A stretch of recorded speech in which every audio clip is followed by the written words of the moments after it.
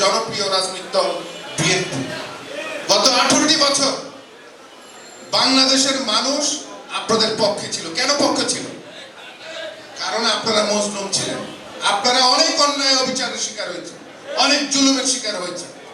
সাধারণ মানুষ বিএনপি নেতা কর্মীদেরকে বুকে ধারণ করেছে এবং আপনাদের ডাকে তারা সব সময় সাড়া দিয়ে আপনাদের পাশে দাঁড়িয়েছে।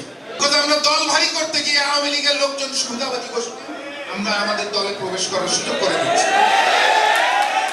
ঢাকা মহানগর দক্ষিণ বিএনপি কোনোভাবেই বরদাস্ত করবে না কোন আওয়ামী লীগের লোক, কোন জাতীয় পার্টির লোক, কোন সুবিধাবাদী গোষ্ঠী বিএনপিতে জায়গা পাবে।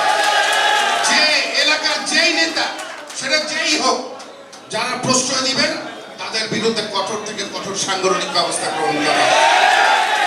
কঠোর হতে হবে, তোমাদের সজাগ থাকতে হবে যেন কোন সুবিধাবাদী ছেলেরা আমাদের দলে ঢুকতে না পারে। কারণ একটা জিনিস আমাদেরকে লক্ষ্য রাখতে হবে, ছাত্র দলের ছেলেরা যদি বেঈমান হয়, তারা লম্বা সময় ধরে রাজনীতি করবে, পরবর্তী তারা বিএনপিকে ভেঙে চুরে নষ্ট করে দেবে। ছাত্র দলের ভাইরা, তোমাদেরকে অতি সজাগ থাকতে হবে।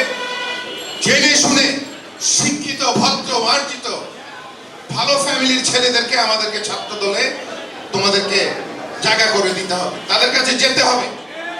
আমাদের পাপন একটি কথা বলেছে যে আজকে দেখা যাচ্ছে যে আমরা যদি দেখি ভোটারদের মধ্যে 50%-এর অধিক মহিলা ভোটার বাংলাদেশে, কিন্তু আমরা যদি খেয়াল করি আমাদের দলের ভিতরে আমরা মহিলা ভাই বোনদেরকে জায়গা করে দিতে চাই। সংগ্রামী নেতৃবৃন্দ, ভোটের যে পার্সেন্টেজ সেটা বদলে যাচ্ছে দিনে দিনে। আমাদেরকে আমাদের দলে যত সংখ্যক সম্ভব আমাদের দলে মহিলাদেরকে সম্পৃক্ত করতে হবে। সেখানে আপনারা মহিলাদেরকে সম্পৃক্ত করতে গিয়ে লাইনচ্যুত হওয়ার কোনো সুযোগ নাই।